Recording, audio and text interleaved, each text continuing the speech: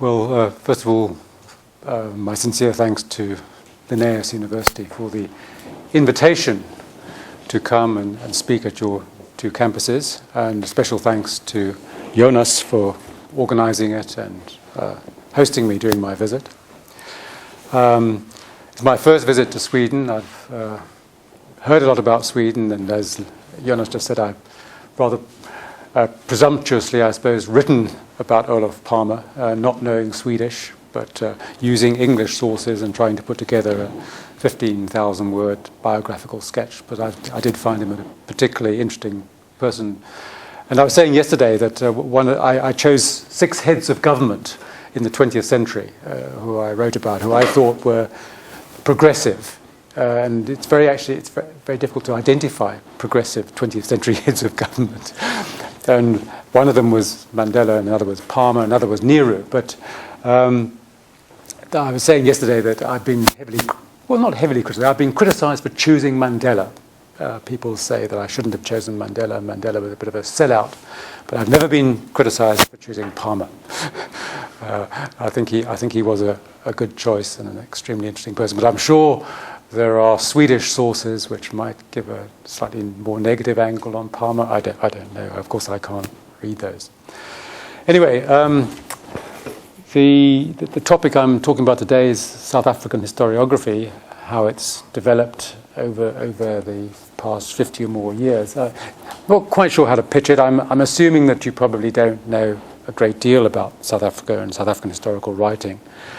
And maybe in the discussion we can broaden it beyond history and historiography to talk about any aspect of South Africa, present-day South Africa, that interests you. So this is very much a broad overview and quite sketchy.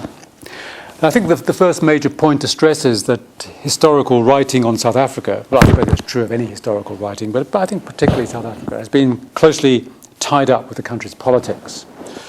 So South Africa's long history of conflict has meant that historians, as well as other social scientists, as well as literary figures, novelists, playwrights, have rarely been able to escape or transcend politics, especially the politics of race. And I think notions of racial difference are deeply embedded in the collective psyche of South Africans, and still very much so, 18 years into the post-apartheid era. So much so that visitors from countries like Sweden must be deeply shocked by this. So any analysis of South African historiography requires that it be situated within changing political contexts, and that's one of the things I shall be trying to do. Before the transition to democracy in 1994, there existed what I would call 3 very broad approaches to South African history. There were, of course, differences within each approach, and not all historians fitted easily into one category or the other. But I think this 3-way categorization does enable me to give you an overview of the field, albeit a rather simplified one. And then in the later part of the talk, I will try to point to some trends and problems in the discipline post-1994. So the first of the 3 pre-1994 traditions I'll talk about is the Eurocentric tradition. And according to this version, South African history was basically the history of whites in the country. It emphasized and highlighted the history of white achievement, white innovation, white energy that brought development, progress, modern infrastructure, modern institutions to a backward, undeveloped land. And so the indigenous inhabitants were written out of these versions. They did not have a history worth recording. And when they did appear in history texts, they were represented in 2 ways, either as an inferior people and therefore fit only to perform servile, menial work and not entitled to political and human rights, or they were represented as a problem, with historians using such phrases as the native question or the native problem. In other words, people as barriers to progress, waging war against the white colonizers, clinging on to backward ways, blocking modernization. Now, this version of history permeated South African school textbooks for decades, as well as being taught in Afrikaans medium universities like Stellenbosch and the University of Pretoria. And it was a version of history that did much to shape or reinforce the racist thinking of white South Africans over many generations. And it was a version that served the cause of white supremacy and racial discrimination, in that it tried to make the policies of apartheid, practiced through most of the 20th century, appear to be normal, reflecting a natural state of affairs. If black Africans were deemed to be historically inferior and backward, then it was entirely appropriate, according to this version of history, that they should be accorded an inferior status in the country's political, legal and economic system. There were some differences within this Eurocentric tradition between what I would call Afrikaner nationalist historians and English-speaking writers. The English speakers were mainly focused on the British settlers. For a long time, the Afrikaner nationalist historians were not so much concerned with promoting white supremacy. That was just taken for granted. They were much more concerned about promoting a sense of exclusive nationhood among white Afrikaners. And for these historians, the great enemy was British imperialism. After all, it was the British Empire that was deemed to be mainly responsible for the past suffering of Afrikaners, especially during the Anglo-Boer War or South African War of 1899 to 1902, when the mighty British Imperial Army fought against two small Boer/Afrikaner republics. A war during which the British herded Afrikaner women and children into concentration camps, where 28,000 died of disease and malnutrition, 22,000 under the age of 16. So Afrikaner nationalist historians highlighted the heroic struggles of Afrikaners in the 19th and early 20th century in the face of enormous hardship and suffering, struggles and conflicts with neighbouring African chiefdoms in the interior and clashes with the oppressive British Empire. And the survival of Afrikaners in the face of these ordeals enabled nationalist historians to claim that Afrikaners were God's chosen people and that South Africa had been given to them by God to rule over. And this version of history was an essential component of the Afrikaner nationalist movement, which grew rapidly in the 20th century and assumed power after the white election of 1948. From the late 19th century, English-speaking settler historians also produced Eurocentric accounts of South African history, highlighting the development efforts and endeavours of the British settlers who came first to the Eastern Cape from 1820. Grahamstown, where I work and where Jonas has stayed, was one of the centres of the settlers, sometimes known as a settler city. And also later those who came to Natal from the 1850s. And their role in this historical writing was contrasted with the supposed savagery of African chiefdoms along the eastern seaboard. And there were numerous African there were numerous wars on the Eastern Cape frontier from the late 1700s through to the late 1800s. And again, our region is sometimes known as frontier country. And in these wars, according to this version, the settlers were always the innocent victims of aggressive African chiefdoms.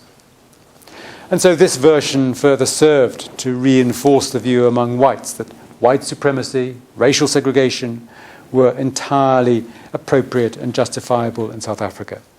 So, according to these versions, history was used, one should really say abused, to underpin segregation and apartheid. And it was particularly important to Afrikaner nationalism.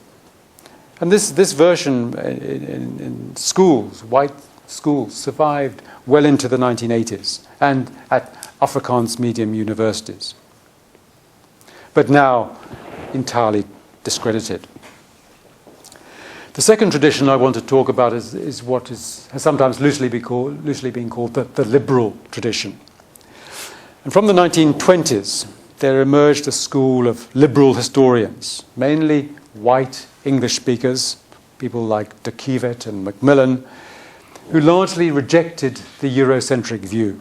They criticised the actions and misdeeds of white colonisers and expressed sympathy for the plight of Africans, arguing that the colonisers ruthlessly expropriated African land, exploited African labour, undermined the independence of African chiefdoms, and disrupted African culture.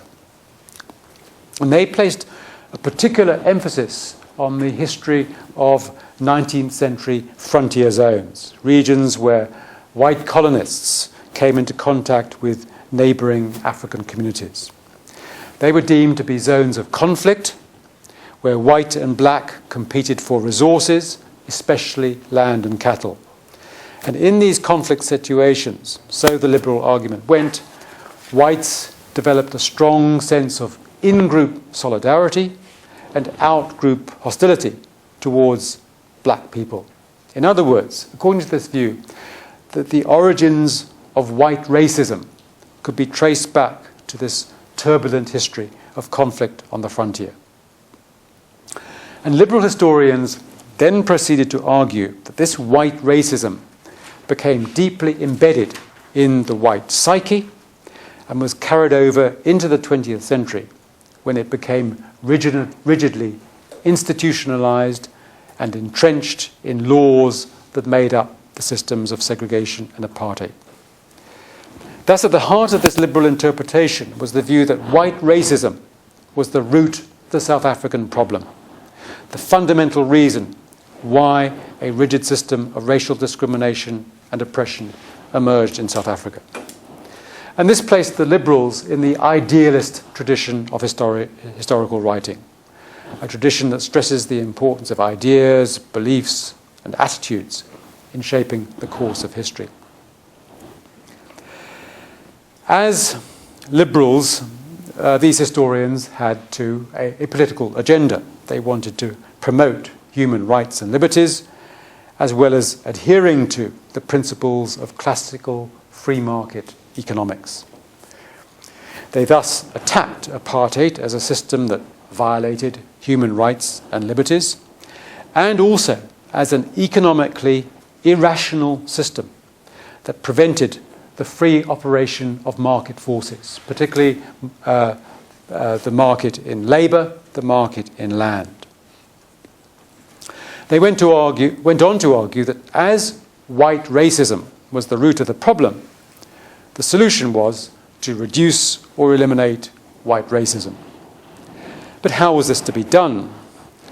Well, some liberals argue that as South Africa modernised, as the capitalist economy grew, as society became more urbanised, as white-black interaction became less conflictual, so would more and more whites see that apartheid was outdated and irrational and bring the racist system to an end by reforming it out of existence.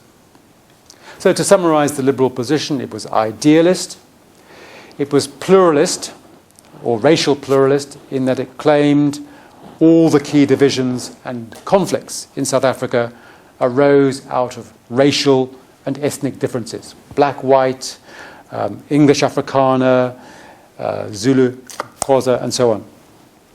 And it was reformist, believing that the racial order would have to yield to the forces of modernisation and capitalist growth. Then the third tradition I want to talk about is the radical revisionist tradition, which came to the fore from the early 1970s. It had been propounded before then, but I would argue it only rose to prominence in the 1970s. An approach based on historical materialism and the work of Marx, a paradigm that had gained significant ground among historians in the English-speaking world, particularly during the 1960s. And indeed, most of the early proponents of this radical version of South African history were South Africans living in exile, mainly in the UK. People like Shula Marx in London, Stanley Trepedo at Oxford, Rob Davis and Dan O'Meara at Sussex. But for me, probably the key figure was Martin Lagassek, who produced a number of path-breaking unpublished papers. He worked in both the US and the UK. He left South Africa in the early mid-1960s and went first to University of California and then was in the UK in the 1970s. Anyway, these ideas soon found their way into South Africa and were taken up by historians and social scientists at mainly at the English medium universities like Wits, Cape Town, Natal and Rhodes. Now the essential point here is that the main target of the revisionists was the liberal interpretation. The Eurocentrics were beyond the pale. They challenged the liberals head-on and countered their approach at every level. In particular, they dismissed the idealism and racial pluralism that lay at the heart of the liberal analysis. The radicals argued that South Africa's system of segregation and apartheid looked on the surface as though it was all about racial difference, racial conflict, and white racism. But for them, this surface appearance was misleading, and that there were rather deeper underlying divisions and forces in play. And the key divisions in South African society were those of class, and apartheid was ultimately a system of class exploitation. Yes, of course, there was a high degree of coincidence between class and race, in that the underclass was almost entirely black and the dominant class white. The system, however, was not driven by white racism, but rather by the need of the capitalist class to have at its disposal a large, ultra-exploitable labour force. And it was the gold mining industry that most had this particular need, and would indeed, from the late 19th century, absorb a vast supply of cheap, black, unskilled migrant labour. So for radicals, the key to understanding the apartheid system was not white racism, but rather worker exploitation. And the origin of apartheid was to be found not in the era of frontier conflict, as the liberals had argued, but in the mining revolution of the late 19th century. In other words, with the beginnings of industrialization and capitalist takeoff. While liberals had argued that apartheid was dysfunctional to capitalism insofar as it violated market forces, radicals argued the opposite. Apartheid operated in the service of capitalism. While liberals believed that ultimately capitalist growth and modernization would erode and undermine apartheid, radicals again argued the opposite, that capitalism was so dependent on apartheid that it would continue to operate in support of the racial order. As one radical scholar, Rob Davis, who's currently the Minister of Trade and Industry in the ANC government, he said some years ago, this is what he said: the national oppression of black people, in other words, apartheid, is in South Africa, is a product of, and was indeed the necessary historical condition for, the development of capitalism in that country. In other words, apartheid was vital to capitalism. So according to this view, the apartheid system evolved with the primary purpose of generating and securing a large supply of cheap black labour for the mines, the farms, and later the manufacturing sector. The African rural reserves, later to become homelands or Bantustans or mini-states, they functioned first as labour reservoirs, supplying labour to the industrial sector, and later as dumping grounds for Africans who were deemed to be surplus to the labour requirements of the capitalist sector. The pass laws and influx control. Influx control was a system designed to limit the influx of Africans into urban areas. These were designed to channel and control the movement of black labour so that it went to those centres and those sectors where it was needed. To prevent, for instance, a shortage of farm labour because there was a drift to the cities. Similarly, the denial of political and trade union rights to black people severely restricted their ability to resist their exploitation. Now, I think it's important to note that this radical view really came to the fore in the early 1970s. And the history of the previous decade seemed to lend strength to their view. Because during the 1960s, the apartheid system really reached its peak. It became more deeply entrenched, more institutionalized than ever before, based on an ever more oppressive racial discrimination and repression of black opposition. At the same time, during the 1960s, the South African economy grew more rapidly than ever. So the obvious conclusion at this particular juncture, early 1970s, the obvious conclusion was apartheid was functional to capitalism. They went hand in hand. And I think this serves to underline the close link between historical writing and contemporary political economy. A point further underlined by the fact that the radicals had their own political agenda. They believed that apartheid could not be reformed out of existence, as the liberals claim. As long as the capitalist system remained intact, then so would apartheid. Thus, in their thinking, both apartheid and capitalism had to be overthrown. In other words, a socialist revolution was required. But the big question was, how could this happen in South Africa? Well, from the standpoint, say, of the early 1970s, well, within the Marxist tradition, I think there were basically two approaches to this question. I could stand to be corrected on this. And each approach gained expression in different forms of radical historical writing. I think structural Marxists placed their hope in Marxist theory, that ultimately capitalism would collapse under the weight of its own contradictions, bringing down apartheid with it. And in the 1970s, I think, or I should say early 1970s, this brand of Marxism was particularly prominent in South African historiography, highly theoretical, with a particular focus on mode of production analysis. Someone like Rob Davis was very much into this kind of writing. And I think at the time, following the decade of heavy repression in the 1960s, theory seemed to offer the only hope for change in the country, as black opposition to apartheid appeared to have been crushed. During the 1980s, there was a shift in South African radical historiography, a shift brought about partly by changing political conditions in the country and partly by fresh intellectual influences. The shift was away from an overly theoretical, structuralist approach towards a more empirical social history, with a particular focus on the lives and struggles of ordinary people, workers, peasants, township dwellers, their trials and their triumphs. I think one of the main intellectual influences was the British social historian E.P. Thompson, whose work on the 19th century British working class had stressed the importance of worker consciousness and worker experience in the process of class formation, in contrast to the structuralist view that classes are not made but exist according to their relation with the means of production.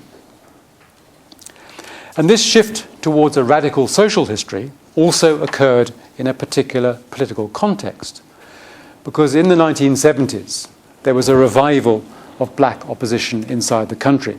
First from Steve Biko and the Black Consciousness movement, then with the rise of the black worker movement from 1973, followed by the student revolt and the 1976 Soweto uprising.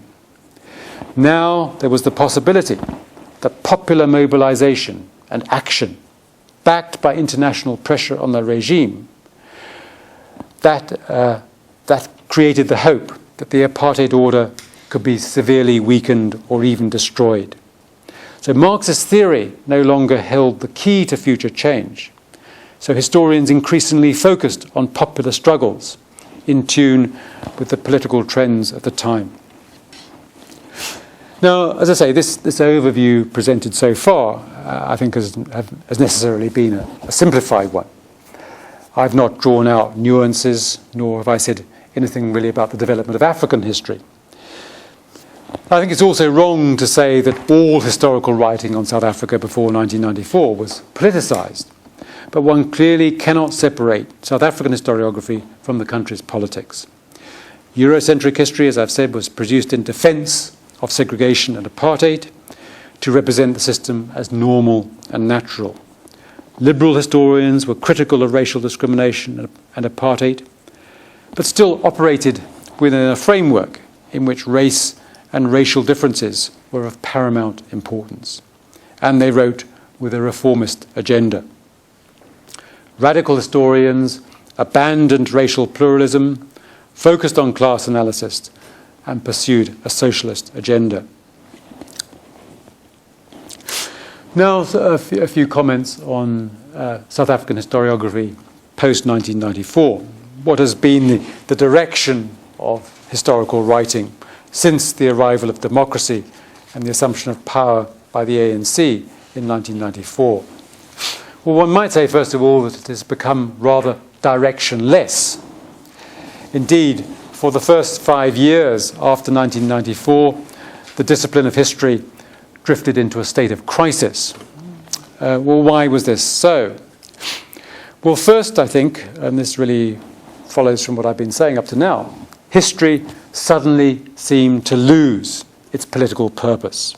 As I've been arguing, history during the apartheid era had great political significance. The defenders of apartheid drew on Eurocentric versions of history as one way of trying to justify and lend legitimacy to white supremacy and discrimination. Liberals hoped that the irrationality of apartheid would become ever more apparent, so much so that the system would be reformed out of existence. Many Marxists believed that escalating popular struggle, led by the working class, would lead to the overthrow of apartheid. But once white minority rule ended in 1994, the fundamental question of how to either preserve or eliminate white supremacy no longer really mattered. So now the question was, what should the role of historians be in the post-apartheid era? So that's the first reason for the crisis. I think another reason was that the first ANC government after 1994 pursued educational policies that placed little value on history as a discipline. The first Minister of National Education, Sibusiso Bengu, downgraded the subject. In the school's curriculum, it lost its independent status and came to be incorporated into a field that was loosely called social studies. The teaching of history was not deemed to result in any worthwhile contribution that might meet the needs of the new South Africa. It was argued that the country required young people with the technical and professional skills that could service the public sector and help generate economic growth. This negative view of subjects like history was also shared and propagated by business people, and still is. One's always hearing today that universities are producing the wrong kind of graduates. Not enough science and math graduates, too many historians, sociologists, and so on. At the same time, and for much the same reasons, history went through a crisis at South African universities. History departments were merged with other departments, and student enrolments in the subject dropped dramatically. And that was true at my university, Rhodes. And I remember, as chair of the department, being very concerned about our future, as our staff complement, small as it was cut by a third. We went down from 6 to 4 staff. The situation improved somewhat from 1999 when a new Minister of Education, Carter Asmal, assumed office in Thabo Mbeki's administration. And Asmal greatly valued history as a discipline and did much to promote the subject. So there was something of a revival, and student enrolments began to grow again. And at Rhodes, they rose actually quite dramatically for reasons I won't go into. In the post-94 era, there has been a particular crisis, I think, for the radical political economy tradition of South African historiography.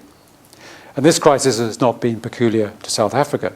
It has been widespread across the intellectual world. Maybe here in Sweden too, I'm not sure. And there have been, I think, two main reasons for this. One was the collapse of the Soviet Union, giving rise to Fukuyama's absurd claim that this marked the end of history. But the collapse was certainly used to discredit Marxism, not that the Soviet system could really be considered Marxist. More important has been, I think, the second reason, the impact of what can loosely be called postmodernism. With this has come, of course, the rejection of grand theories of history, meta-narratives, and macro history or big history, which historical materialism seemed to embody. Also, a dismissal of anything that smacks of economic reductionism or determinism, a feature seemingly of at least the vulgar Marxist tradition. Marxists have also been deemed to be guilty of utopian thinking, considered to be dangerous by the followers of Foucault. And there has been the cultural turn, marking a shift away from political economy and class towards an interest in cultural practices, everyday activities and beliefs.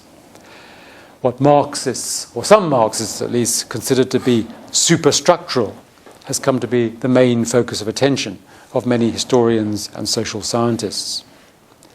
And this tendency and line of thinking has found its way into South African historiography. If you look through the main journals in the field, you will come across very few articles on political economy, at least in the historical journals, that is. There is an interest in current political economy among sociologists and political scientists and so on. Whereas in the 1980s, probably every third article had this kind of focus: class, labour, capitalist exploitation, industrialisation, rural poverty. Now these themes are barely tackled by historians, with some notable exceptions, like Jonas here. We're very glad that you're helping to keep the tradition alive. I think this is most regrettable. I think if you think of the main problems facing South Africa today, they are undoubtedly poverty and inequality.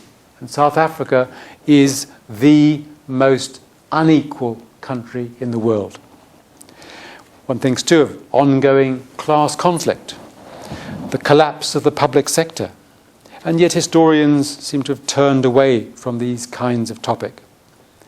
And I would argue that in the world today, or certainly in the Western world, countries like particularly the United States, corporate power is greater than it has ever been, with large corporations exerting ever greater control over the mass media and displaying an ever greater capacity to manipulate elections, politicians, and governments, as I say, especially in the United States. Surely this is not the time to be abandoning historical materialism. So what have been some of the trends in South African historiography since 1994? Well, what have been the directions? I will mention just three. First, a growing interest in what one can call the heritage sector. One university department became a department of historical and heritage studies. And there was a turn to heritage during the crisis of the 1990s. It was a sector that seemed to have use value. It created jobs, as history graduates could go out and work in museums or act as tour guides or as custodians of popular memory. Moreover, heritage sites are accessible to a wider public, unlike the articles written by professional historians appearing in academic journals. So a number of heritage sites were developed. There are those of paleontological significance, sites that have yielded important fossil remains, throwing light on human evolution, like Sterkfontein, as well as Iron Age archaeological sites. Then there are heritage sites that highlight African heroism and suffering. Chief among these would be Robben Island, where Mandela and other heroes of the liberation struggle endure many years of hardship in prison. There are reconstructed African villages evoking nostalgia for a supposedly pure pre-colonial life. And then there are township museums depicting township life. Such sites are not without their problems. They commoditize history, packaging it for public consumption. They also represent a fixed view of the past. There is little room for nuance or debate. Reconstructed African villages, for instance, not only present a static view of African culture and African history, they can also reinforce narrow ethnic identities, especially if a village is, say, a Zulu village or a Xhosa village. So while some historians have been engaged in supporting and servicing the heritage sector, others have provided critical analysis of the sector along the lines just stated. So that's one trend. Another trend has been to focus on the production of historical knowledge, on different representations of the past, on historical memory. And this trend tends to break down the distinction between history and historiography. So there has been work on how the Zulu king, Shaka, has been represented historically over time. A colleague is working on memories of South Africa's border war during the apartheid era. And I myself, I admit, have written a book on how the nasty Cecil Rhodes was commemorated and represented in the 100 years after his death.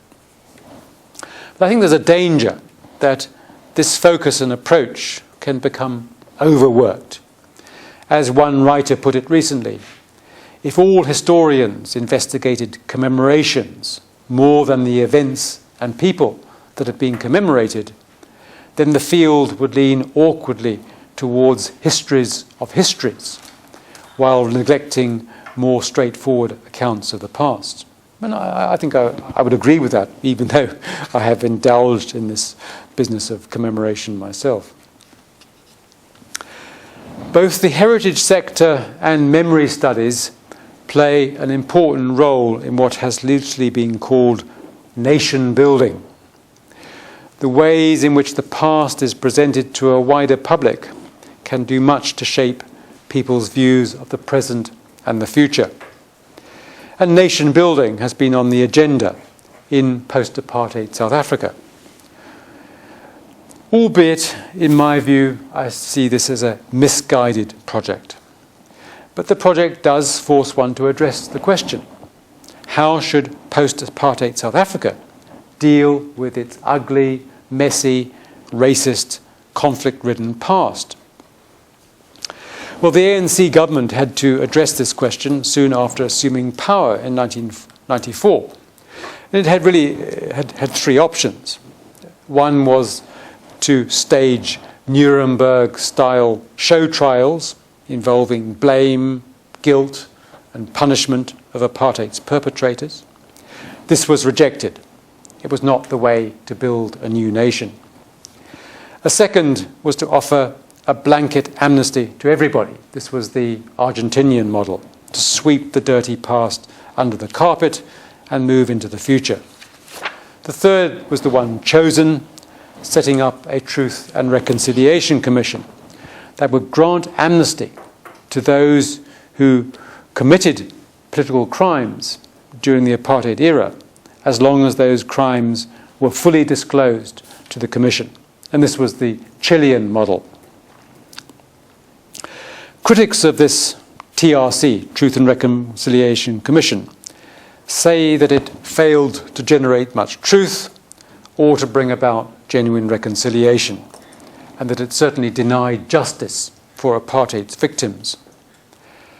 I'm myself inclined to defend the TRC. I think it was the best of the three options, but its operation did serve to highlight some of the questions facing historians in post-apartheid South Africa. How should the difficult past be tackled? Bury it? Sanitize it by playing down past divisions and conflicts? Or to continue to highlight past oppression, exploitation, injustice and suffering? at the risk of perpetuating old hatreds and endangering the nation-building project? These are difficult questions.